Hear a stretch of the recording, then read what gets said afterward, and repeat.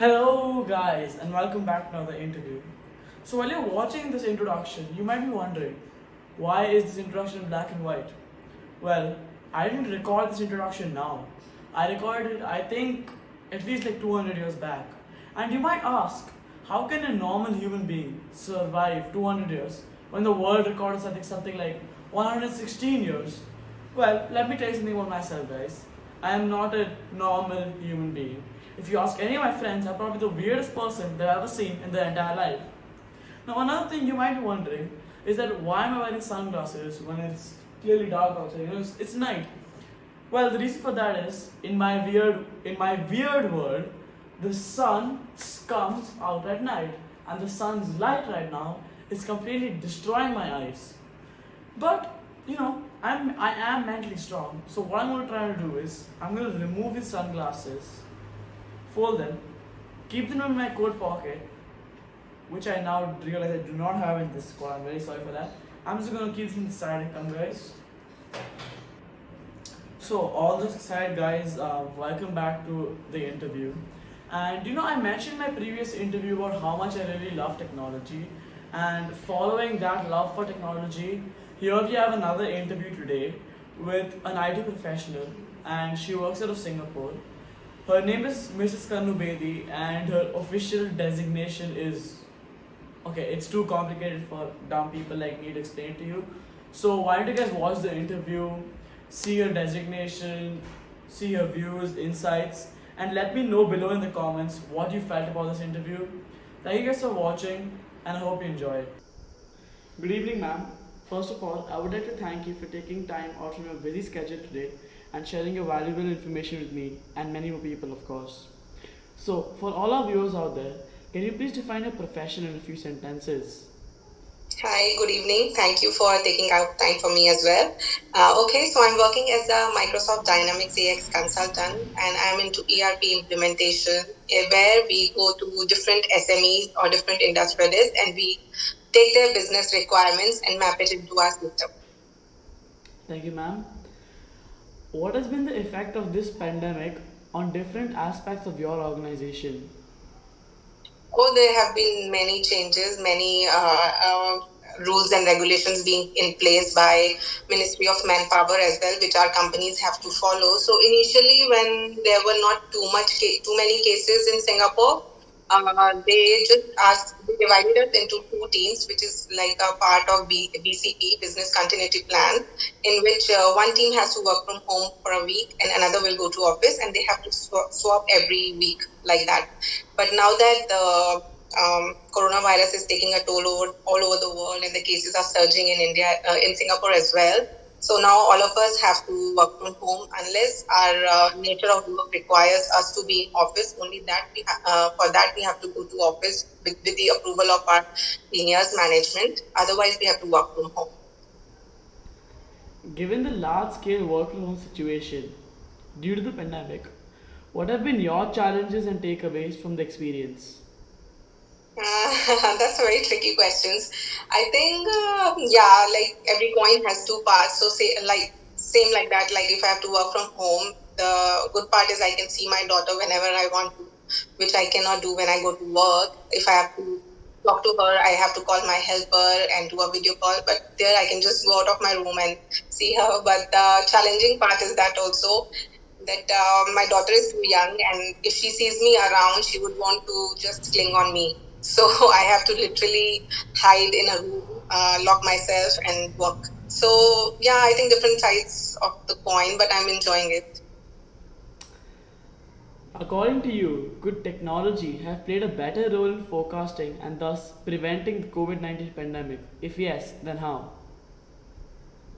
I don't think so. I mean, it's subjective, but I believe like already technology is doing too many things. Like in Singapore, we are having so many apps to for contract tracing. If any person is being infected, then they try to contact it, among who that person has come contacted into, and then there could be possibility that they might be infected as well. And then I think many labs around the world are using the technology and doing the testing, everything. So I think it has played a vital role till now as well. But I'm sure there could be much better that technology can do in future with any new advancements or something. Thank you, ma'am. As a working mother, due to the work home situation, how are you balancing family and professional commitments? Oh yeah, yeah. So family and personal commitment for me, it's more over the same because I'm a kind of person I would work like 9 to 6, and 6 o'clock I will shut down because my daughter sleeps too early. Then I have to come back home and spend some time with her. So I try to maintain the same thing. I would start my work at 9, and before after I finish my work at 6, I will just rush to her and play with her till the time she's awake. And in case if I feel I still have some work left, I will do it after she sleeps. So I'm like pretty okay, but I'm sure must be difficult for others who have a habit of working till late and who don't want to be getting disturbed by the family or child or everyone. But for me, I think it's pretty well. In your own domain, what has been the fallout of this pandemic and how are you handling it? Sorry, can you repeat your question? In your own domain, what has been the fallout of this pandemic and how are you handling it? Oh, okay, okay. So for my domain, I had a lot of client interaction in my recent role. So I had to go to client and do many meetings to understand their business, and then we will have debate sessions. We'll have system requirement sessions. Sometimes we end up arguing with the client. So that now cannot happen in face to face in person.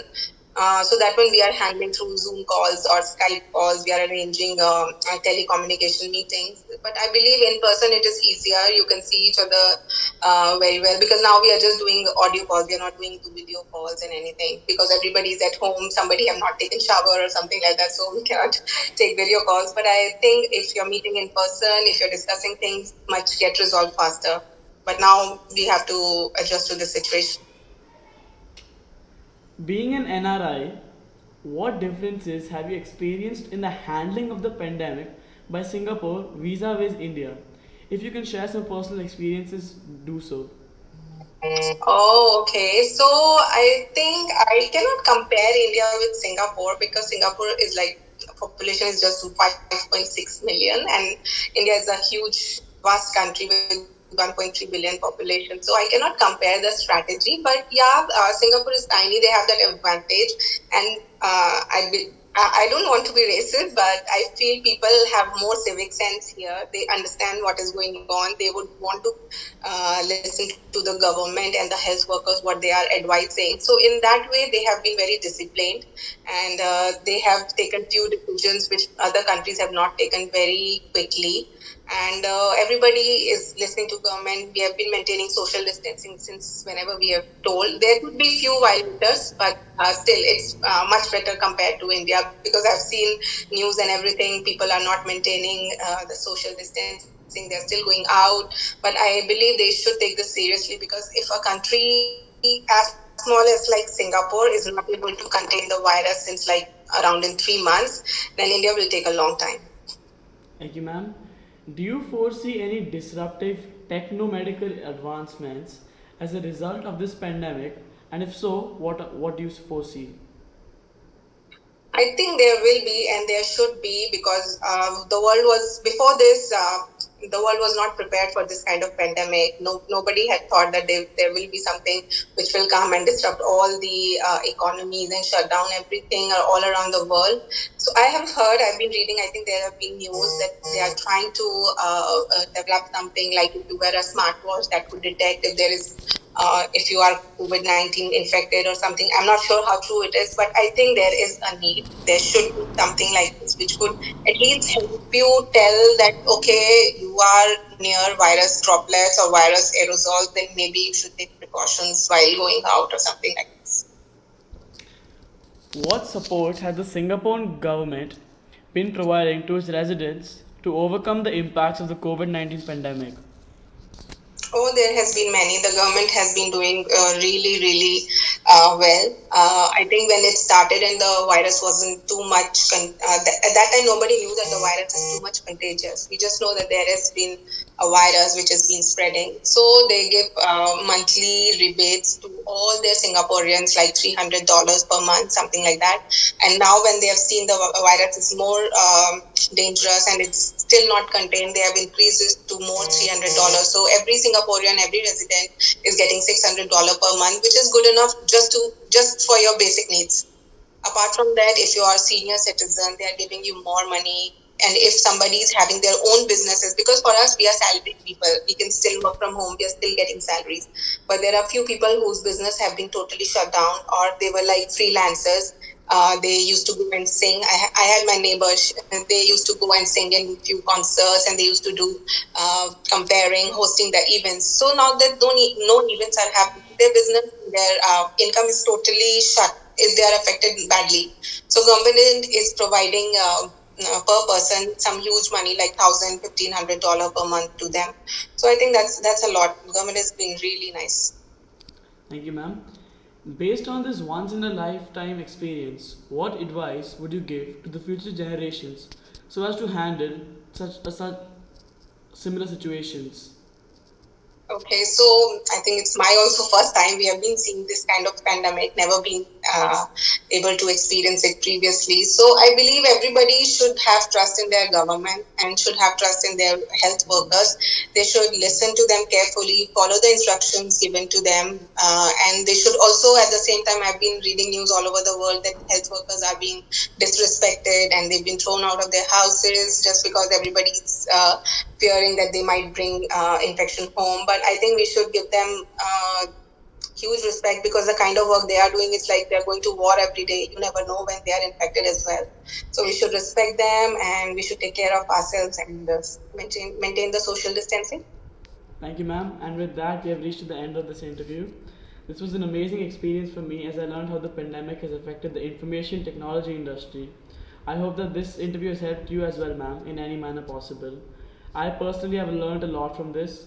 Thank you again for sharing your valuable inputs with us today, ma'am, and I hope you have a good day ahead. Yeah, thank you so much, Rishad. Even I loved answering all your questions. I think that gave me another insight to see this pandemic. And thank you so much. Thank you, ma'am. And that was the entire interview, guys. I think this interview was really interesting for me, mainly because of the fact that I couldn't understand Mrs. Bailey's designation. And some points I would like to highlight from this entire interview would be about how the Singaporean government has been helping all of its citizens, regardless of their occupation, in such a tragic time, which is something I really think we all need to commend the government on. Another thing would be about how the Mrs. Bedi spends time with her children and she follows the timetable very strictly. And she also talked about a business continuity plan, which, for those of you who didn't understand what it is basically that one team stays at home and works, and the other team goes to office and works, and then after 1 week the roles are reversed.